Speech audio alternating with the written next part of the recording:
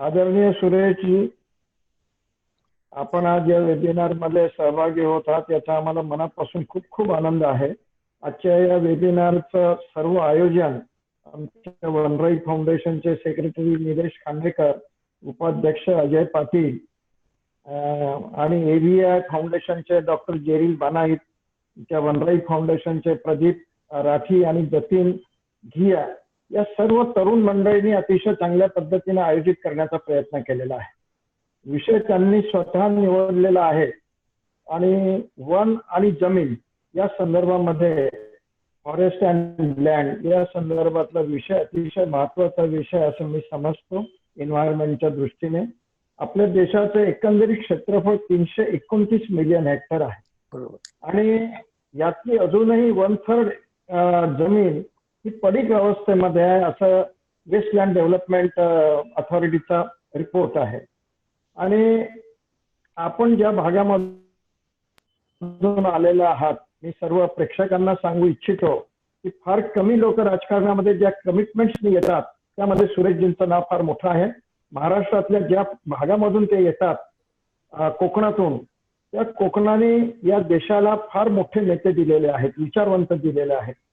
उदाहरणार्थ विनोबा भावेंसारखा माणूस, विनोबा ऋषितुल्य माणूस याला आपण म्हणू, तो ऋषितुल्य संत ही कोकणाची देण आहे या देशाला. आणि आंतरराष्ट्रीय म्हणजे ज्या काळामध्ये कम्युनिस्ट जे करू शकले नाही, ज्यावेळी संपूर्ण जगामध्ये एक कम्युनिझमचा फार मोठा पगडा होता, त्या काळामध्ये जे विनोबा भावेंनी करून दाखवलं जगामध्ये, जगाला म्हणजे थकीत करणारं काम होतं. लोकांनी आपली जमीन अर्पण करावी, भूदानामध्ये द्यावी, एक आगळं वेगळं चित्र या देशामध्ये निर्माण करणारे विनोबा भावे तिथे आहेत. बॅरिस्टर नागपै तिथे, साने गुरुजी तिथे आहेत. साने गुरुजी ज्यांनी आम्हाला आमच्या बालपणी आमच्यावर संस्कार दिले ते साने गुरुजी तिथे आहेत. तिथे नाथपै आहेत, तिथले मधुदंडवते आहेत. आम्हाला विदर्भाला जे मोठे साहित्यिक मिळाले, भाऊसाहेब माडखोलकर, गत्रम माडखोलकर, ही कोकणाची देण आहे आमच्या विदर्भाला. तशीच या देशाच्या एकंदरीत राजकारणामध्ये सुरेश प्रभू ही फार मोठी देणगी आहे. स्वतःबद्दल कधीही न बोलणारे परंतु आपल्या कामाच्या प्रती अतिशय जागरूक आणि संवेदनशील असणारा असा हा माणूस आहे आणि तो या देशाला नेता म्हणून मिळाला. त्यांचं कार्य अतिशय प्रचंड आहे. नद्या जोडणीचं काम असो किंवा अर्थशास्त्राच्या संदर्भातलं त्यांचं ज्ञान असो, हे खरोखर अतिशय महत्वाचं काम त्यांनी केलेलं आहे. रेल्वे मंत्री असताना कदाचित त्यांना आवडेल की नाही मला माहित नाही, परंतु ते रेल्वे मंत्री असताना काही ऍक्सिडेंट झाले. एक दिवस व्यथित करणारा त्यांचा फोन आला.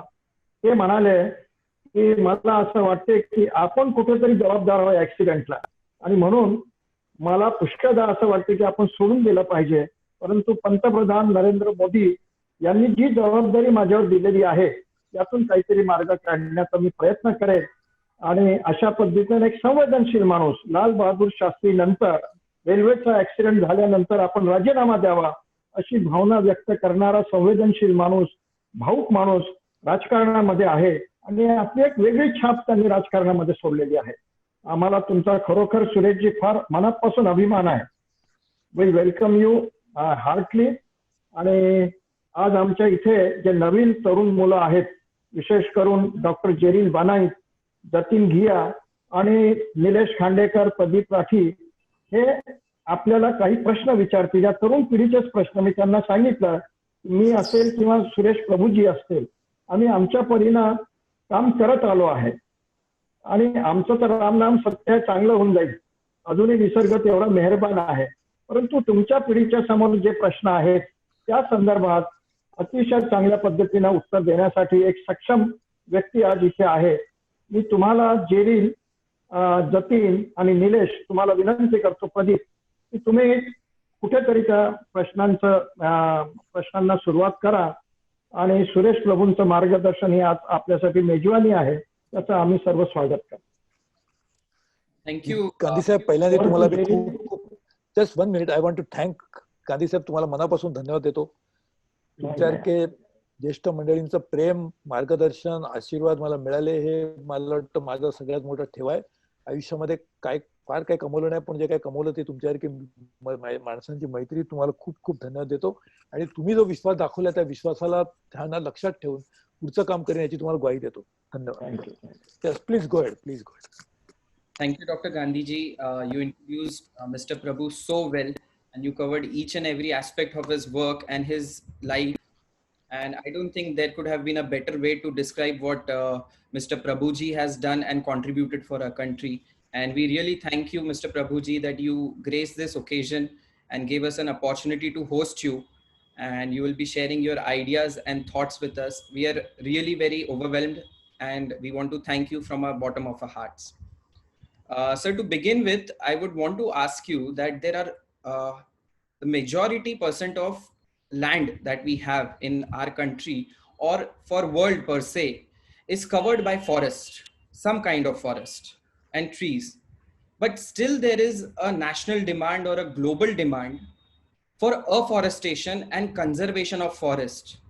What, according to you, might be the reason for this global demand for afforestation and conservation of forest when there is so much of land which is covered by forest already? No, if you look at it, we think there is too much of forest. If you go back some years ago, there was the forest that is left today is just 20% of what we had in the past. What is forest actually? What is the desert? What is the river? What are these big mountains? See, they are all part of the creation of nature. Each one of them has been created by nature with a particular purpose. Correct. When we have a particular land use, that is a desert also serves a very useful purpose. Forest, rivers, mountains, oceans. Suppose it is now proved beyond doubt that whenever you change land use pattern, that is the land use that was intended by the nature, when you change it, like for example, if you try to convert desert into a forest, it will have very adverse consequences. In fact, in Rajasthan, when we wanted to take the water to Rajasthan, because it's part of the desert area of Rajasthan, it had some serious implications. The salinity increased, the land got degraded, because the land was not meant to be what we want to convert it to. So land use change is one of the reasons why there are greenhouse gas emissions, which in turn cause climate change. So whenever you want to change the nature's intended land use to something else, it is going to have adverse consequences.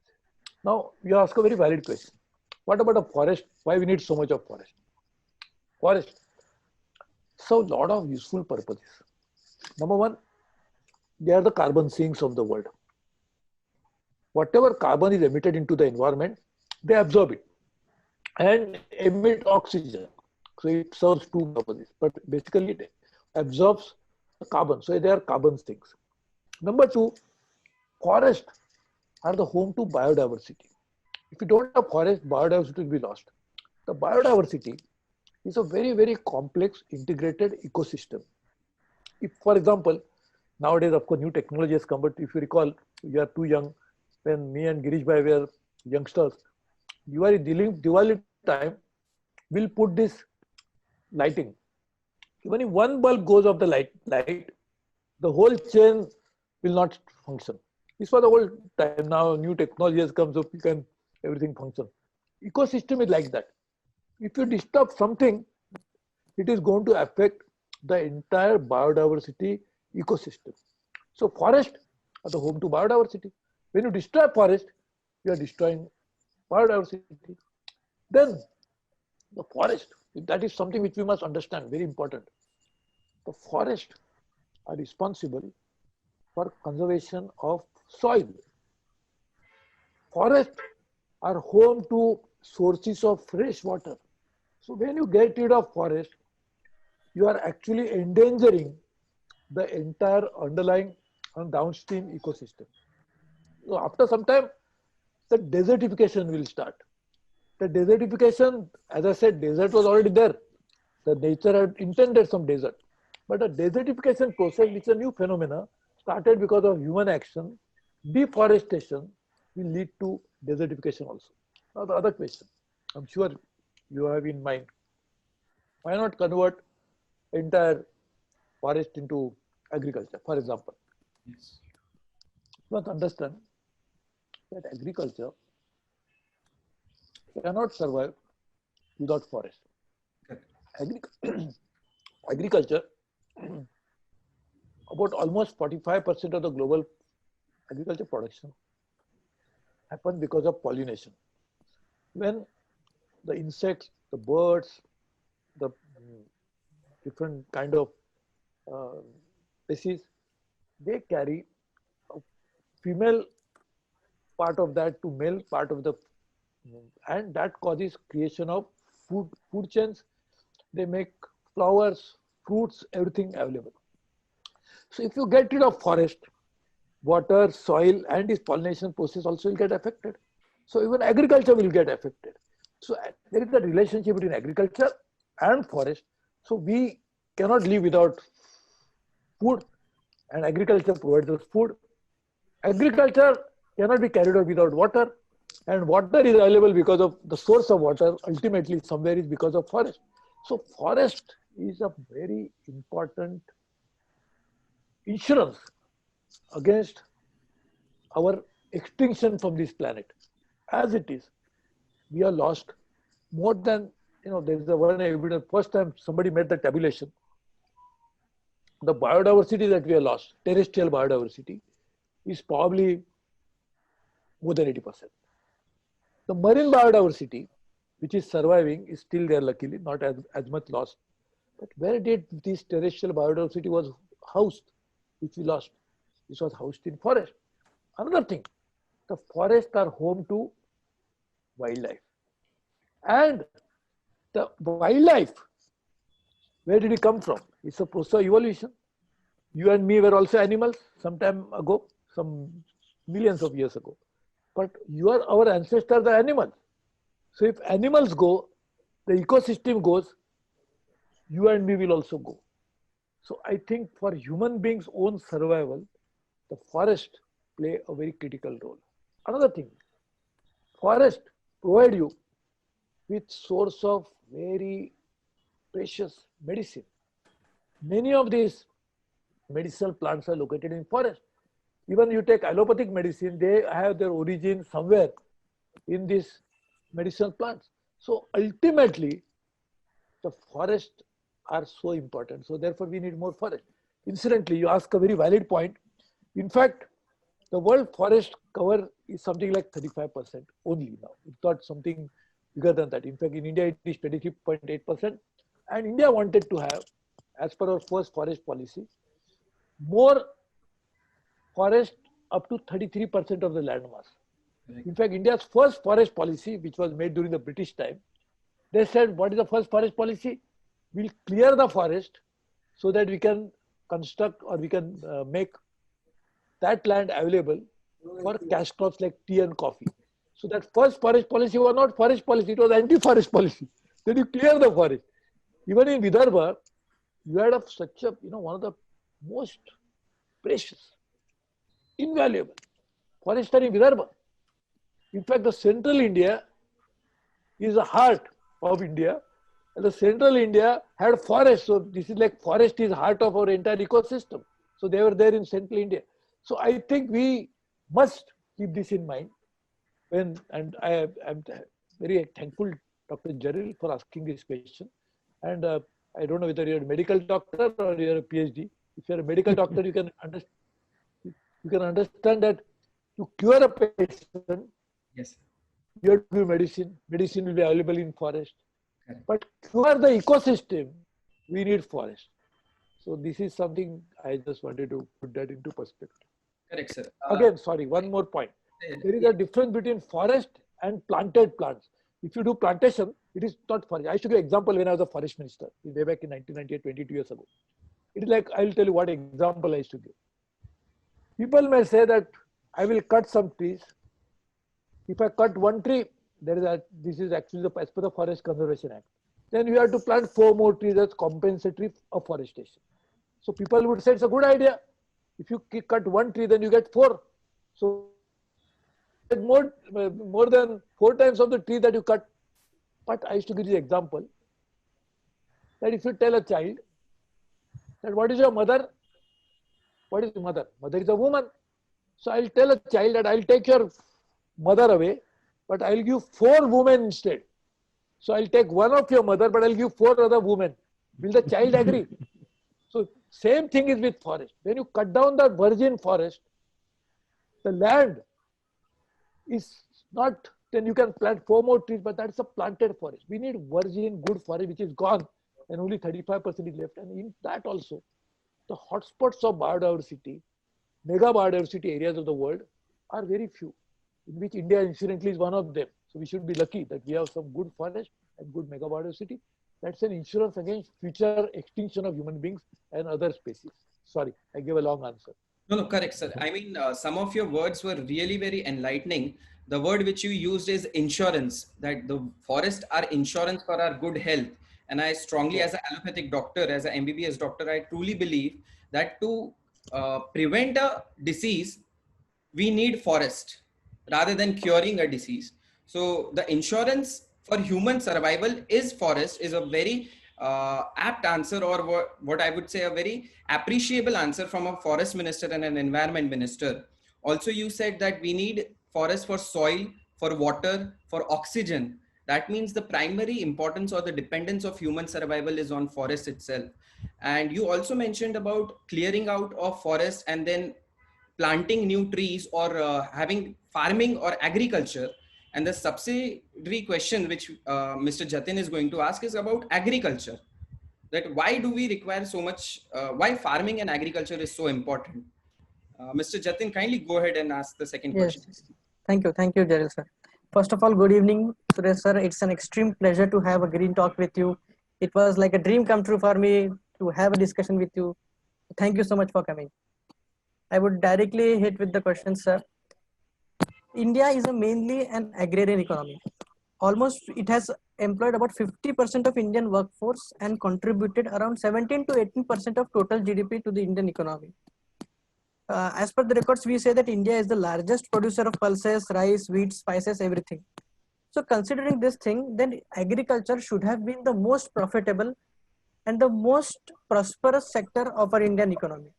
And the persons working in that sector, like agriculture, like farmers, they should have been the most successful people, most rich people in the India. My question is that we clearly don't see that happening. Agriculture still is an overlooked sector, and farmers are still committing suicide, especially in Vidarbha. Do you think, sir, what deforestation, what is happening here, is responsible for farmer suicides, or an overall thing, agriculture is getting impacted due to deforestation, and that's why the farmers are committing suicide? Please enlighten us, sir. Thank you very much. You ask a very pertinent question. Let us put it into perspective. India has the second largest arable area in the world after the United States, second largest. So agriculture, and therefore we are the land of agriculture, land of farmers, because so much of arable area available. 35 agro region, agroclimatic zones, 35. So different climates can be grown. So we can grow apples in Himalayas, and we can also grow rice in Kerala. So this is very diverse. Agro diversity in India is also great, tremendous. Now, you asked me some questions, so let us divide it into 2 parts. Okay. One is agriculture and economy. That is one part. That is the one part. The second part is agriculture and environment, and agriculture and related to that. See, let me explain to you. Firstly, the climate change, which is rising, it is becoming now more and more serious, is because of, and the result of that is temperatures going up. Also, the unseasonal, unpredictable behavior of nature, which is also cause of climate change. But the biggest enemy of a farmer would be The nature itself. Farming depends on nature. So we have large irrigated area. Even irrigation to some extent will depend on nature, because if there is no rain, there is no snow, how will you get water into your irrigation system? But most of our land, agriculture in India, though we have arable area is large, is mostly rain fed, mostly dependent on nature. And therefore, if that is dependent on nature, the climatic changes happen the way they are happening today is going to affect agriculture production. The farmers will be the biggest sufferer. And therefore, one thing that we must make sure for farmer, because farmer is putting hard labor, he's working, his entire family is working in the field. So at least we can do one thing, is not bring in this extraneous changes into his agriculture, like changing the weather pattern because of our own human actions. And that is causing climate change. That is one thing we can do. So this is for definitely, if the temperature goes beyond 2 degrees centigrade, this is what the Paris Accord is now hoping and targeting. We have, as compared to the pre-industrial revolution temperature, if it goes beyond 2 degrees centigrade, probably agriculture itself will be the worst effect. The other effect on climate change agriculture is too much of unseasonal rains, torrential weather, which is affecting the entire human system. So that is also affecting agriculture adversely. So this is one part of that. Second part is the farmer's suicide, partly responsible because of climate change also, but also because agriculture in India should be made economically viable. How do you make agriculture economically viable? When somebody is running a small scale industry, he studies the market, he finds out a niche market for his products, and he sells it directly to the buyer. He has ability to increase the price, decrease the price depending upon the market condition. Market is the most important place where farmer can make money, because he can put hard work. That is the cost.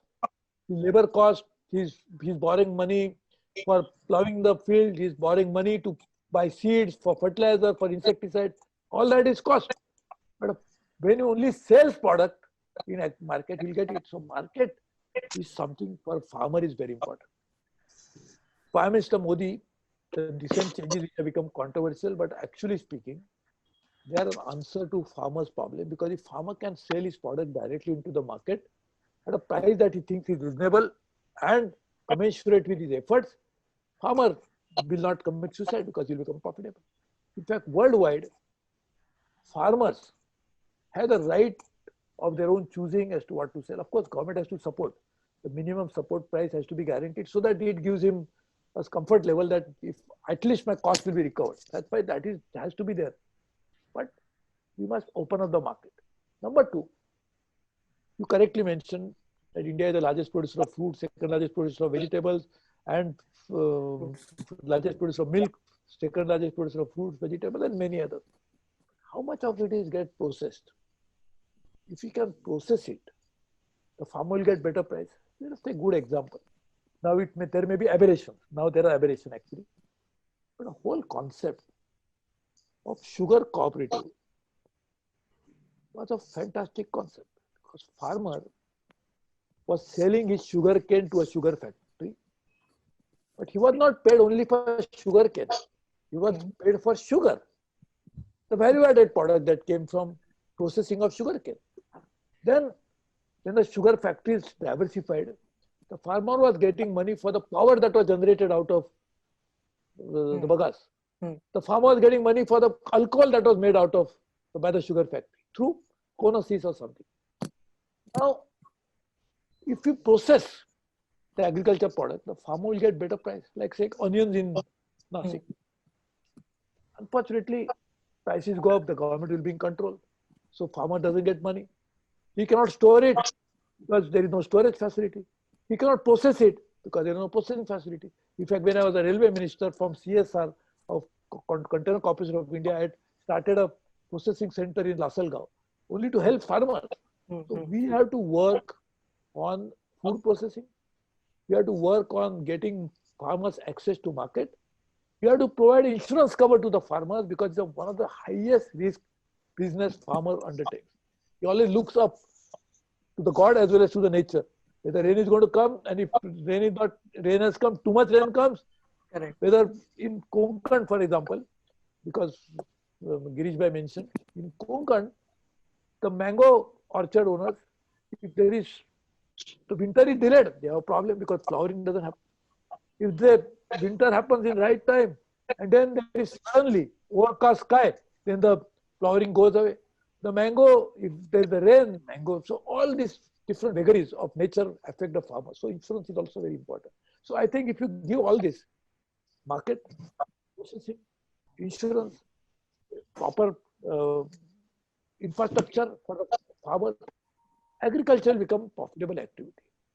Today, 14% of GDP comes from farmers, only 14% agriculture, which has come down from almost 60-65% over a period of time.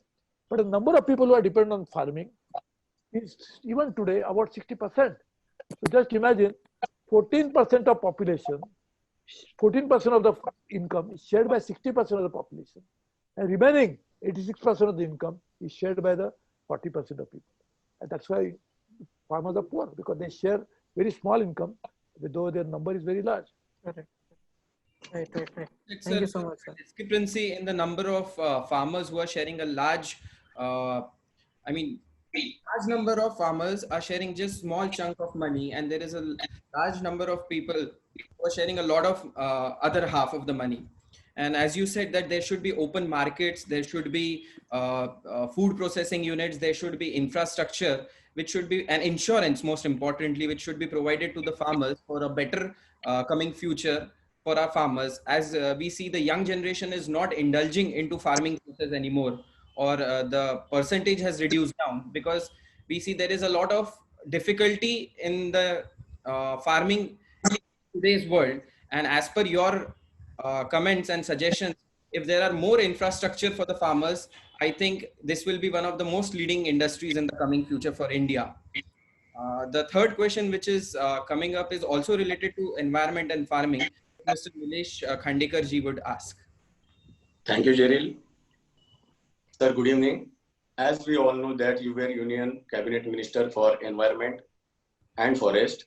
That time you were handling in prevention and control of pollution board. Also, you were instrumental in preparation of a comprehensive national environment action plan. So, sir, my question is, what are the current environmental and farming policies in India, and what changes should be proposed? We need many steps.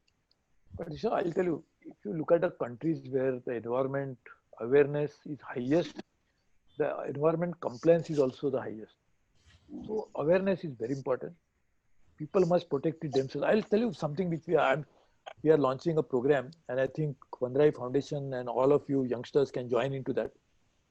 See, of course, what you're asking me is a very broad question. What needs to be done? We have to do many things, because there's a land-based pollution, water-based pollution, air pollution.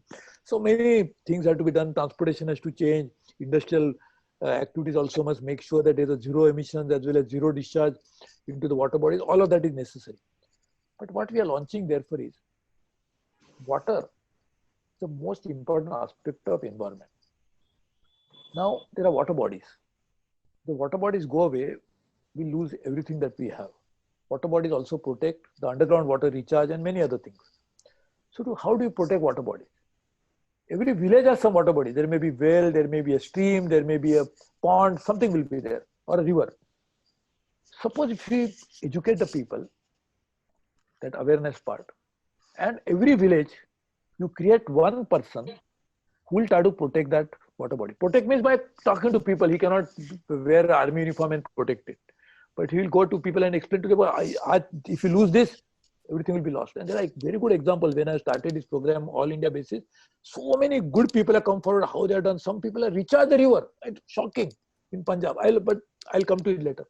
So we are starting a program that every village there will be one volunteer, and name we are giving is Nisarga Rakshak, because ultimately water body depends on nature. So Nisarga Rakshak. And to create that awareness and to do it. So ultimately our idea would be that every village must have one Nisarga Rakshak. So about 7.5 lakh villages, you must have at least each one of them must have a Nisarga Rakshak. How will do it? Say your organization. You'll have so many members, and your objective is doing. I know Girish Bhai doing for so many of these Vandarai Foundation. So you can take responsibility for say Vidarbha, and then you can appoint for every district some organization. Then district can organize somebody for the taluka level. From taluka will go to the village, and we can create them. So then what we'll do is we'll give them training. So to train them for every say 100 villages or something, we can have 1 or 10 villages. We can have one Nisarga Shikshak to give him training, and not some high-tech training. Very simple training, which can understand how to protect, what is to be done, what is the relationship. So the Nisarga Shikshak will be given training. I have been appointed recently a founding chancellor of a university called Vishuddha University in Haryana. So that university can do certificate program, online program for the Nisarga Shikshak.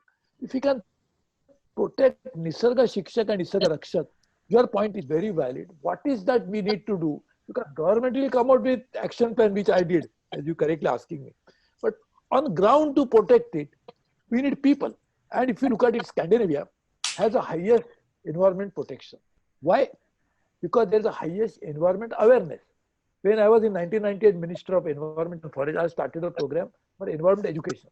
So I changed, even taught one subject in NCERT. Also integrated environment into all of the subjects, because we didn't want to increase the burden on the student, that one more subject means one more burden on their back. We have to carry more books. So this all we can do. But this is some new program we are launching. I hope all of you can also join in, and let us together try to protect environment by involving people themselves. Sir, this is a great idea which you mentioned about Nisarga Rakshak and then Nisarga Shikshak. And what I'm sure Dr. Girish Gandhi and Avi Foundation also believes in is education. And educating each and every class of citizens of our India is very important, right from kindergarten to graduation level or post-graduation level. And when there is a person who is teaching about practicality of nature, of the environment, this will be immensely benefited to a lot of citizens in India. And I think this opportunity which the ministry would give to us NGOs would be highly appreciated, and it will benefit lakhs and lakhs of citizens of India.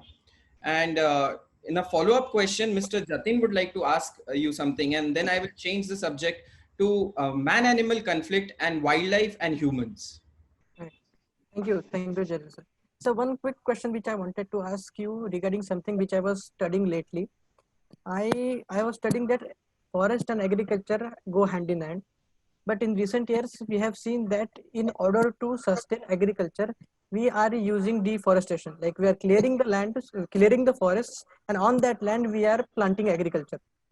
Is this a right concept, sir? And does this have any bad impact on the entire ecology, consequently falling onto the forest lives? Yeah, absolutely right. As I said, land use change itself causes greenhouse gas emission. Greenhouse gas emission in turn causes climate change. Climate change affects everybody. So in fact, what Nilesh Khandekar was asking me, what is the best way? If you address climate change properly, then all environmental issues, Nilesh, right, what you're asking me, will get addressed, because everything converges into climate change some way or the other. So land use change is a problem. We should not do that. In fact, in my opinion, India should prepare, and this I had written an article when there was a very big fight going on in West Bengal, when the Tatas wanted to start a car factory and Mamata Banerjee was agitating. So I had said in Times of India's op-ed, use remote sensing and find out areas which will be reserved for agriculture for all times. And that land you can irrigate also. So that irrigation, if you lose irrigated land for industry, that means you are losing money but irrigated also. Right. But industry also need land. So we decide some land for industry, some land for forest, some land for agriculture, some land for housing, some land for infrastructure. Because we have only 2.4% of the land of the world. Only 2.4%. So if you don't do this proper land management, how are you going to do it? So I think this is what we need to do. And you are absolutely right. Clearing forest and doing agriculture is not a good idea at all. Thank you. Thank you so much, sir. Can I ask one question? Hello? Hello? बोलिए बोलिए, हम बोलते जाइए. Can I ask one question, Jerry? Sir, Sir, can we please take your question at the end of the program? But you can ask. Go ahead. Please go ahead. Thank you.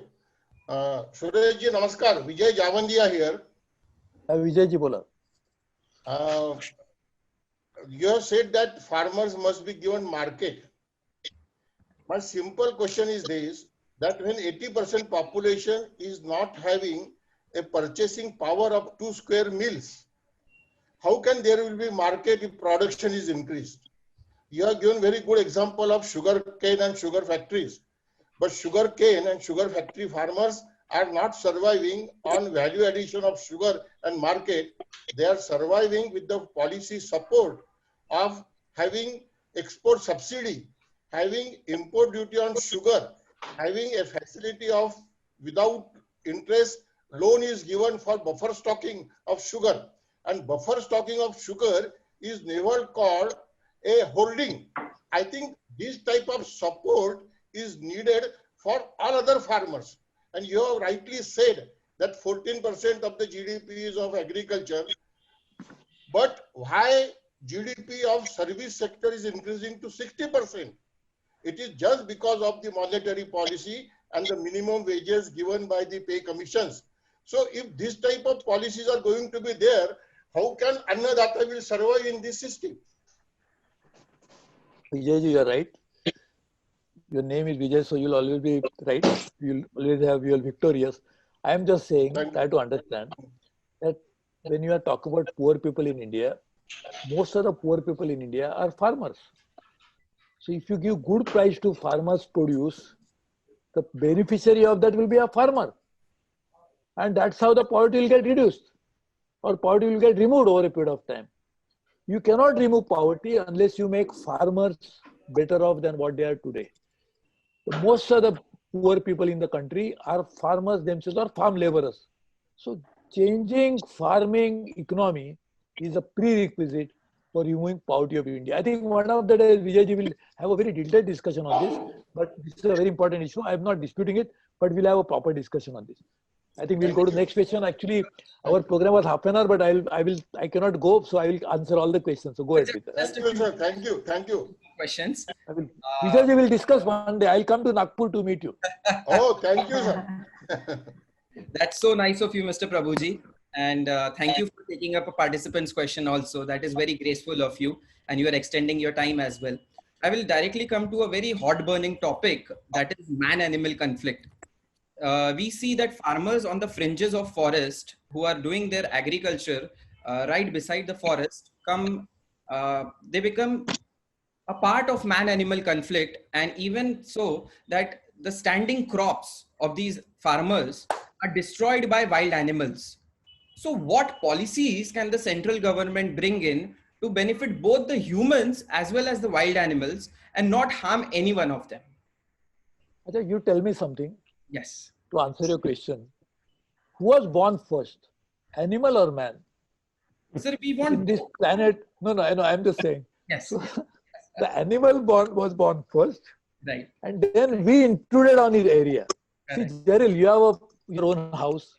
Yes. Your own consulting room. If I enter your house and start with you, it is not my house and trying to fight with you. It is my fault, not your fault. So man-animal conflict is first start with man, not with animal. Because it was the animal kingdom in which we entered as a later on. Our population, human population, has multiplied over a period of time. From 1 billion, we have become now less than a few hundred million, or even less than 100 million, some only about few centuries ago, we have now become 7.6, 7.7 billion. So that is the cause of the problem. Even in India, if you look at it, our population is now 1.4 billion, close to 1.37 maybe. That population has caused problem on the forest, because if the population was about, say, 30% of what it is today when it was an independent country, there was not man-animal conflict as there today. So the best way to address man-animal conflict, of course, to control population. That is one part, but that's a broader issue.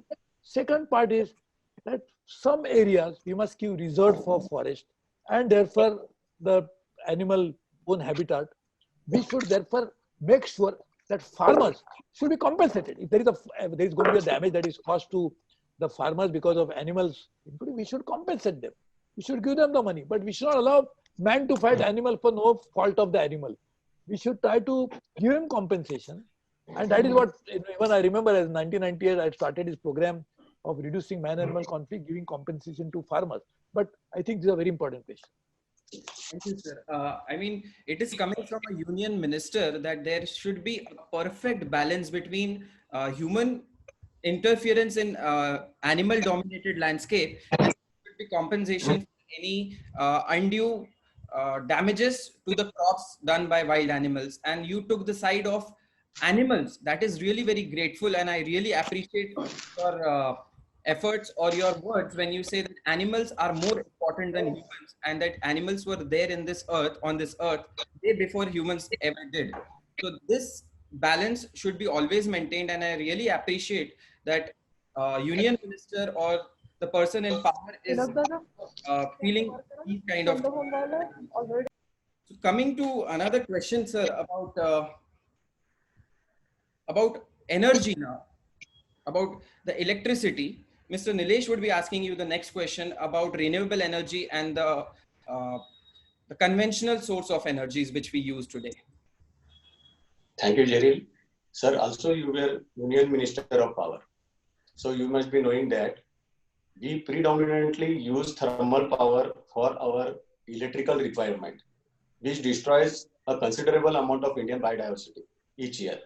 What benefits can the government provide for the promotion of renewable sources of energy like wind, water, and solar energy?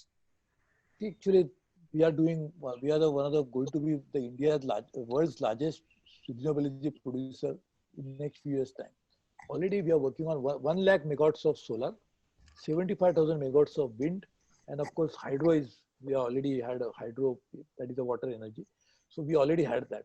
So India will be one of the largest producer of renewable energy in the world.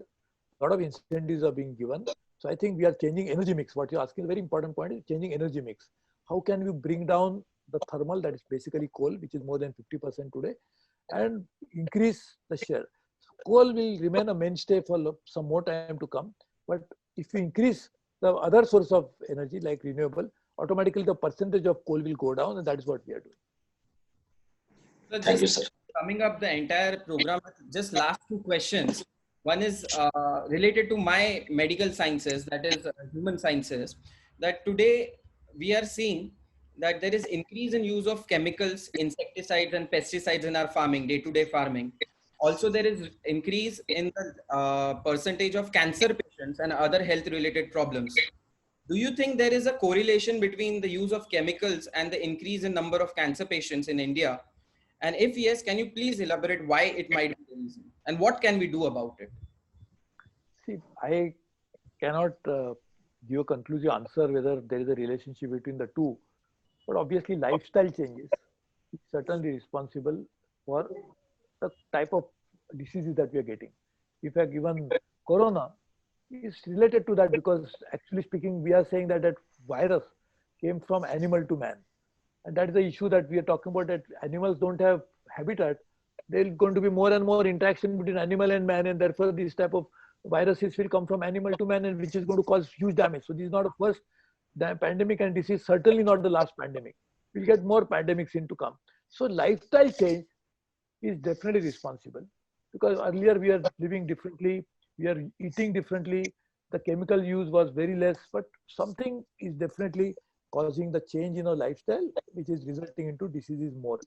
Now to change that, see, we have other very big challenges which we have discussed earlier, that with a limited land, we have to produce more food, because land is limited 2.4%.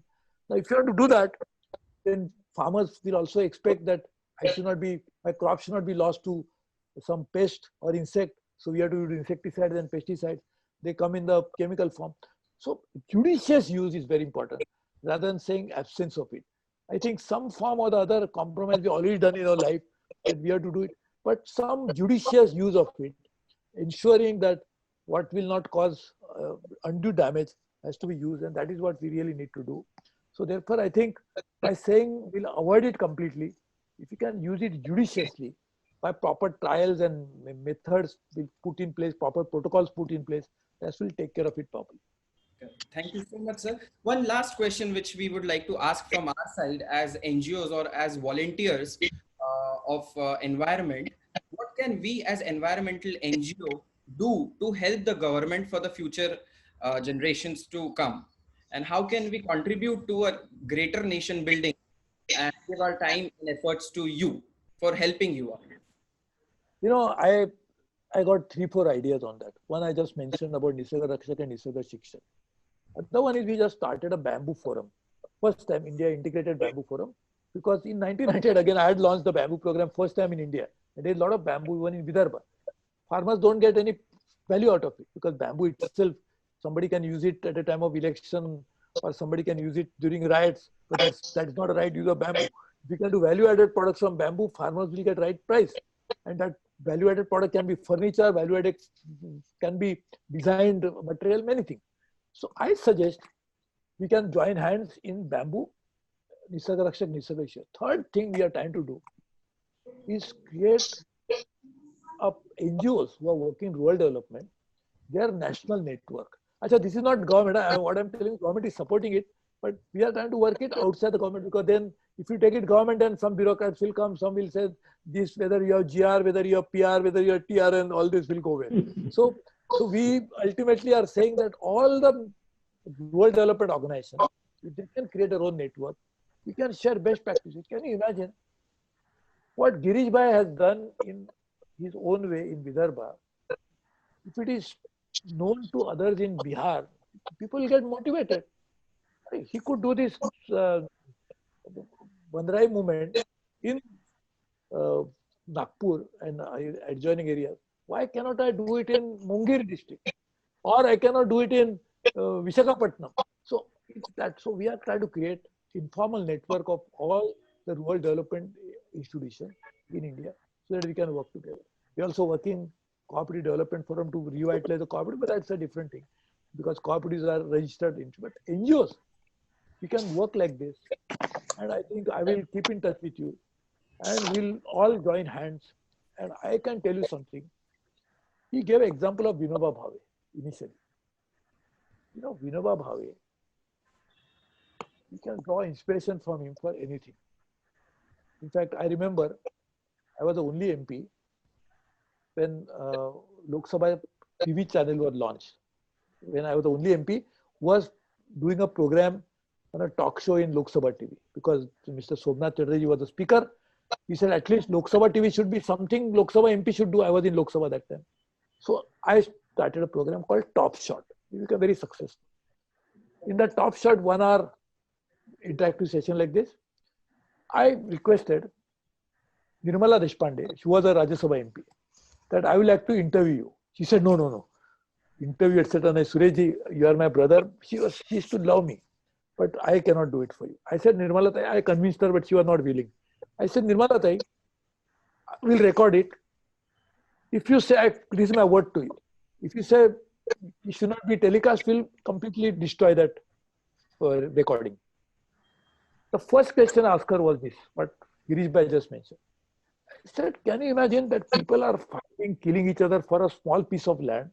How could you know how we get thousands of acres of land from all over the world, all over the country, just without any, only by persuasive power, not by force.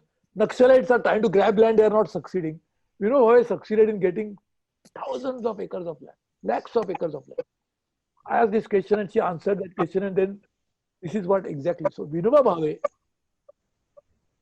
is an inspiration to all of us.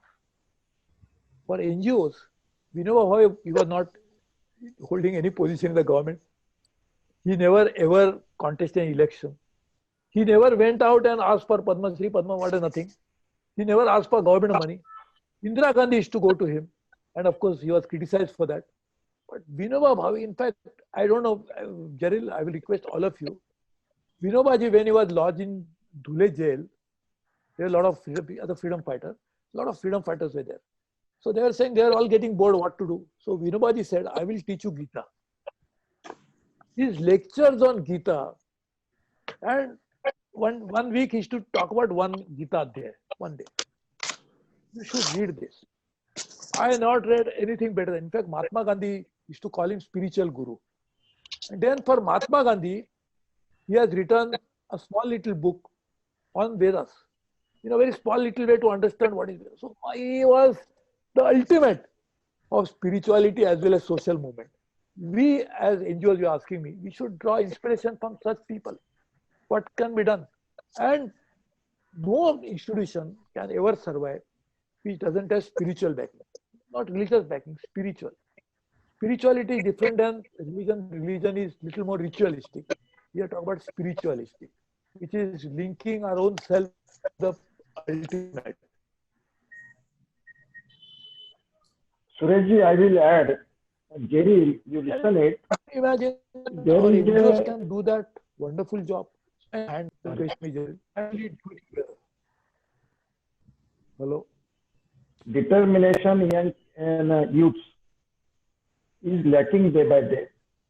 And you should forget, if you want to be a NGO, purely NGO, you should forget about the government. There is no government as such. You should work at your own. Don't look for how much grant you get from government, how they recognize your work. You should do. And don't expect anything from the society. Kennedy was telling, forget about what country can do for you. You think what you can do for the country. And I think it will be a very important for your generation. Because in future, there will be very few persons who will recognize your work in the society. We were fortunate. We were recognized. It may be small, on the small level, but some recognition we could get. But in future, I don't know. Because people, thankless job. People consider this service as a thankless job. So you should determine to forget about government and do the work. Under your guidance. Right. Sorry, just one small point. I will share with you, Girish bhai, in the next few days, few weeks, about these various possibilities of working together, as you mentioned. And through Girish bhai, we'll reach out to all of you. I will come to Nagpur one of the days, or we can organize a webinar. Let us take every district, let us identify good people in different areas. Somebody is interested in water, we'll take. Let us not convert people. If interested in water, let him work in water only. So we'll take water for district, then we'll request him to find people in taluka and then village. Same thing we'll do it for forest. People interested in that.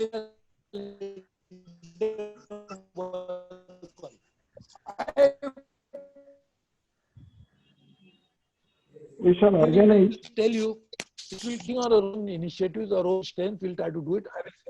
I will share with you. Achha, one last point, generally, with your permission. Yes, sir. I think one of the participants, Mr. Sinha is asking me a question on the chat. So he is asking me, why protect only tigers and not any other animal? Let me explain to you. Very good question. Very good question. All animals are important. Tiger is at the apex of the food chain. If tiger is alive, that means the entire food chain below is alive. Because that means tiger cannot survive without other animals. So if other animals go away, tiger will go away. So if you are protecting tiger, that means you are protecting the entire food chain, because these are the apex of the food chain. For example, India, it presumes that all other institutions below him are functioning. So this is like a apex of the food chain we are trying to protect, and therefore we should make sure that tiger. So therefore, Project Tiger. That doesn't mean we don't care about other animals, but that is the ultimate of food chain. I think tiger is a metaphor. But I am very, very happy, honestly, the kind of motivated people all of you are. So Jatin and all my friends, I will tell you, doctor, we'll be in touch regularly. Thank you. You call me anytime, and anything I can do, we'll do it. As Girish bhai just gave a very good advice. Like what Minobaji said in the Pearls of Wisdom in small little way, which he narrated for Mahatma Gandhi, and he published a small book about various Vedas. what Giribha just said. Let us do something for the country. What we can do Correct. without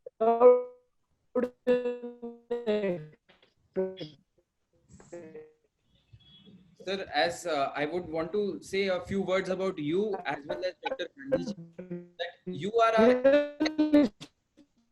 and under you we would.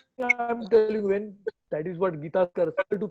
But let us together, and I am very, very happy about this program. Honestly, I think you are recorded it, right? You are recorded Yes, the sir. program. Yes, sir. Yes, You sir. send me a YouTube because we should try to put it on. We try to circulate it to many people. This was one of the best question answer session. I think, and this was a good format. That I didn't have to make a speech. You asked me question. I think we'll go ahead like this any number of times you want. Absolutely, sir. Absolutely. This is a new generation, Surajji, which want to do something. So today they are blessed by you. It will be a great achievement in their life. Thank you very much. We'll work together, and I can promise you, we'll really, really do something in our own way. Success is, I don't know how to define success, but our effort itself is success. We put it across. Yes. I agree with you. Thank you. Thank you so much, sir. Thank you, sir. Thank you so much, sir. Thank you, sir. We'll be in touch. Giribha, take care of your health. All of you, Yes, please yes. take care of your health. We'll be in Yes, touch. yes. Thank you. Absolutely, sir. Thank you so much. Thank you so much, sir. Jai Hind, sir.